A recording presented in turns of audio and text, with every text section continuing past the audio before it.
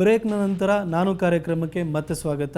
ಒಂದು personal question, ಎದೆ ಮೇಲೆ ಕೈ ಇಟ್ಕೊಂಡು ಹೇಳು, 6 ತಿಂಗಳ ಹಿಂದಿದ್ದಂತಹ ಪತ್ರಕರ್ತ ಪ್ರತಾಪ್ ಸಿಂಹ ಬೆಸ್ಟು, ಈ 6 ತಿಂಗಳಲ್ಲಿ ರಾಜಕಾರಣಿ ಆಗಿರುವಂತಹ MP ಆಗಿರುವ ಪ್ರತಾಪ್ ಸಿಂಹ ಬೆಸ್ಟು? ನೋಡಿ, ಪತ್ರಕರ್ತನಾಗಿದ್ದಂಥ ಪ್ರತಾಪ್ ಸಿಂಹ 100ಕ್ಕೆ 100ರಷ್ಟು ಬದ್ಧತೆಯಿಂದ ಪತ್ರಿಕೋದ್ಯಮನ ಮಾಡಿದ್ದಾನೆ. ರಾಜಕಾರಣಿ ಪ್ರತಾಪ್ ಸಿಂಹ ಇದ್ದಾನಲ್ಲ, ರಾಜಕಾರಣದಲ್ಲೂ ಕೂಡ 100ಕ್ಕೆ 100ರಷ್ಟು ಪ್ರಾಮಾಣಿಕತೆಯಿಂದ ನಾನು ಕೆಲಸ ಮಾಡ್ತಿದ್ದೀನಿ. ಇವತ್ತು ಬನ್ನಿ ನಮ್ಮ ಆಫೀಸಿಗೆ, ಬೆಳಗ್ಗೆ 10 ಗಂಟೆಯಿಂದ ರಾತ್ರಿ 8 ಗಂಟೆವರೆಗೂ ಓಪನ್ ಇರ್ತದೆ. ಎನಿ ಟೈಮ್ ನಮ್ಮಲ್ಲಿ ಯಾರಾದರೂ ಒಂದು ಸ್ಟಾಫ್ ಇರ್ತಾರೆ. ಜನರು ಏನೇ ಗ್ರೀವಿಯನ್ಸಸ್ ಇದ್ದರೂ ನಾವು ಸ್ವೀಕರಿಸ್ತೀವಿ. ಖಂಡಿತ ನಾನು ನಿಷ್ಠುರವಾಗಿ ಪತ್ರಕರ್ತನಾಗಿ ಬರಿತಾ ಇದ್ದಾಗ ಯಾವ ಮಟ್ಟಕ್ಕೆ ಜನ ನನ್ನನ್ನು ಅಪ್ರಿಷಿಯೇಟ್ ಮಾಡ್ತಿದ್ರು, ಒಬ್ಬ ರಾಜಕಾರಣಿಯಾಗಿ ನಿಷ್ಠುರವಾಗಿ ನೇರವಾಗಿ ಪ್ರಾಮಾಣಿಕವಾಗಿ ಕೆಲಸ ಮಾಡ್ತಿರುವಾಗ ಅದರದ್ದು 10 ಟೈಮ್ಸ್ ಜಾಸ್ತಿ ನನಗೆ ಇನ್ನೂ ಜನ ನನ್ನನ್ನು ಇಷ್ಟಪಡ್ತಾ ಇದ್ದಾರೆ, ನನಗೆ ಮೆಚ್ತಾರೆ ಅಥವಾ ನನಗೆ ಪ್ರೋತ್ಸಾಹ ಕೊಡ್ತಾರೆ. ಈ ಕೆಲಸ ಮಾಡ್ತಿದೀಯಾ, ನೀವು ಮಾಡು ಅಂತಾರೆ. ಜನ ಯಾವ ಮಟ್ಟಕ್ಕಿದ್ದಾರೆ ಅಂತಂದರೆ ನಿಮ್ಗೆ ಹೇಳ್ತಾನೆ, ಇವತ್ತು ಕೂಡ ನೀವು ಅಲ್ಲಿ ಹೋದರೆ ಹಾಲಾಡಿ ಶ್ರೀನಿವಾಸ ಶೆಟ್ಟರಿಗೆ ಎಷ್ಟು ಒಳ್ಳೆಯ ಹೆಸರಿದೆ ಅಂತಂದರೆ ಅವ್ರನ್ನೆಲ್ಲರೂ ಕೂಡ ವರ್ಚುವಲಿ ದೇವ್ರ ಥರ ನೋಡ್ತಾರೆ. ಸುರೇಶ್ ಕುಮಾರ್ ಅವ್ರಿಗೂ ಕೂಡ ಒಳ್ಳೆಯ ಹೆಸರಿದೆ. ಕಾಂಗ್ರೆಸ್ನಲ್ಲೂ ಕೂಡ ಸುದರ್ಶನ್ ಅವ್ರಿಗೆ ಕೂಡ ಒಳ್ಳೆಯ ಹೆಸರಿದೆ.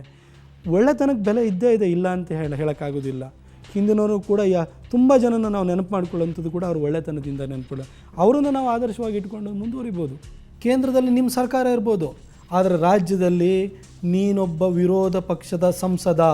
ಇಷ್ಟಾಗಿಯೂ ಕೂಡ ರಾಜ್ಯ ಸರ್ಕಾರದ ವಿರುದ್ಧ ಯಾಕೆ ಚಕಾರ ಎತ್ತಾ ಇಲ್ಲ?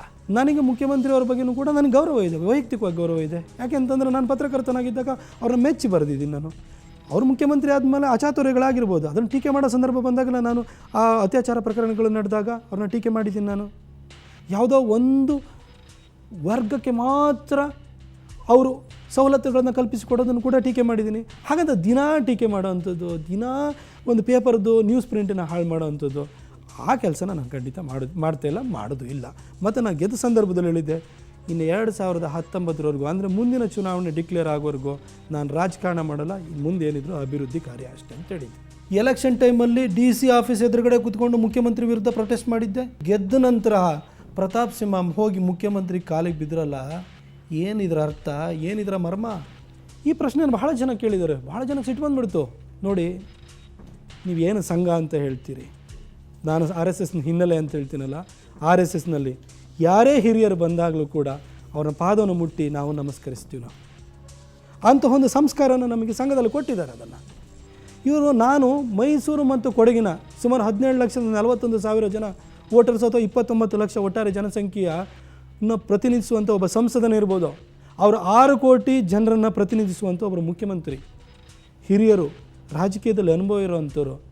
ಆ ಹಿರಿಯರು ಬಂದಾಗ ಅವರನ್ನು ಪಾದವನ್ನು ಮುಟ್ಟಿ ನಾನು ಅವರ ಆಶೀರ್ವಾದವನ್ನು ಕೇಳಿದರೆ ಅದು ಶರಣಾಗತಿ ಅಲ್ಲ. ಒಬ್ಬ ಅಂಕಣಕಾರನಾಗಿ ಜಾಡಿಸಿ ಬರಿತಾ ಇದ್ದೆ.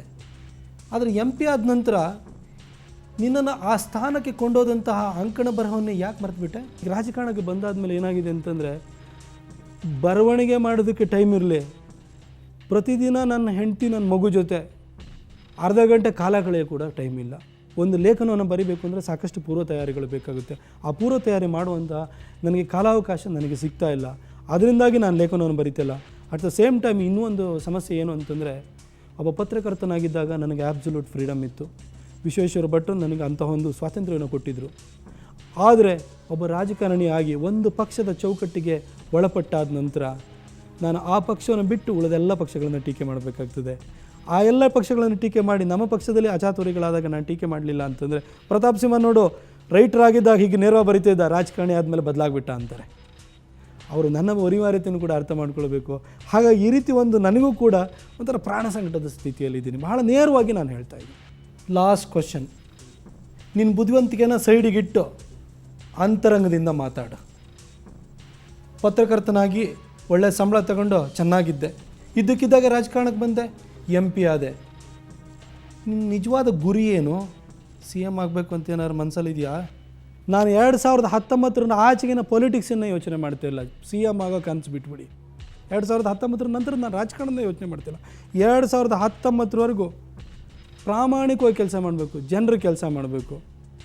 ನನಗೆ 100% ಸ್ಯಾಟಿಸ್ಫ್ಯಾಕ್ಷನ್, ನಾನು ಮಾಡಿರೋ ಕೆಲಸದಲ್ಲಿ ನನಗೆ ತೃಪ್ತಿ ಇದೆ, ಇನ್ನೂ ಮಾಡೋಕ್ಕೆ ಒಳ್ಳೆ ಕೆಲಸವನ್ನು ಮಾಡ್ಬೋದು ಅಂತ ನನಗೆ ಅನಿಸಿದರೆ ಮುಂದಿನ ಬಗ್ಗೆ ಯೋಚನೆ ಮಾಡ್ತೀನಿ. ಅಲ್ಲಿವರೆಗೂ ನಾನು ಬರೀ ಮೈಸೂರು ಕೊಡಗು ಜನ ಏನು ನನ್ನ ಮೇಲೆ ವಿಶ್ವಾಸ ಇಟ್ಟಿರೋ ಆ ವಿಶ್ವಾಸಕ್ಕೆ ಪೈಸಾ ಚುಕ್ತಾ ಮಾಡೋ ರೀತಿಯಲ್ಲಿ ಪ್ರಾಮಾಣಿಕವಾಗಿ ದುಡಿಯೋಂಥದ್ದು ಅಷ್ಟೇ ಗುರಿಯನ್ನು ನಾನು ಇವತ್ತು ಇಟ್ಕೊಂಡಿದ್ದೀನಿ. ಇದಕ್ಕೆ ಪೂರ್ವಭಾವಿಯಾಗಿ ನಾನು ಏನು ಮಾಡ್ತೀನಿ ಗೊತ್ತಾ, ನಾನು ಬಂದು ಮೈಸೂರಿನಲ್ಲಿ ಪ್ರತಿ ಕಾರ್ಯಕ್ರಮಕ್ಕೆ ನೀವೆಲ್ಲ ಕರಿತೀರಿ, ನಿಮಗೆ ಬರಲಿಲ್ಲ ಅಂದರೆ ಬೇಸರ ಆಗ್ತದೆ. ಕರೆದಾದ್ಮೇಲೆ 5 ವರ್ಷದ ನಂತರ ನೀವು ಕೇಳ್ತೀರಿ ಏನು ಮಾಡಿದೆ 5 ವರ್ಷದಲ್ಲಿ ಅಂತ ಕೇಳ್ತೀರಿ. ಆವಾಗ ಹಬ್ಬ ಹರಿತಿನ ತಿರುಗಿದೆ, ನಾನು ತಿಂದುಂಡು ಇದ್ದೆ ಅಂತೇಳಿ ಹೇಳೋಕ್ಕಾಗುತ್ತಾ? ನನಗೆ ಈಗ ಕಾರ್ಯಕ್ರಮಕ್ಕೆ ಕರೆದು ವಿನಾಕಾರಣವಾಗಿ ಕಾಲಹರಣ ಮಾಡಬೇಡಿ ನನ್ನನ್ನು ಅಂತ ನಾನು ನೇರವಾಗಿ ಹೇಳ್ತಾ ಇದ್ದೀನಿ. ಇದನ್ನು ನಾನು CM ಆಗಬೇಕು ಅನ್ನೋ ಉದ್ದೇಶನ ನಾನು ಇಟ್ಕೊಂಡಿದ್ರೆ ಖಂಡಿತ ಈ ಮಾತಾಡಲಿಕ್ಕೆ ನಾನು ಮಾತ್ರ ಅಲ್ಲ, ಯಾರಿಗೂ ಕೂಡ ಸಾಧ್ಯ ಇಲ್ಲ. ಇದು ಸಂಸದ ಪ್ರತಾಪ್ ಸಿಂಹ ಜೊತೆಗಿನ ನಾನು ಕಾರ್ಯಕ್ರಮ. ನೇರ ದಿಟ್ಟ ನಿರಂತರ ಸುದ್ದಿಗಾಗಿ ನೋಡ್ತಾ ಇರಿ ಸುವರ್ಣ ನ್ಯೂಸ್.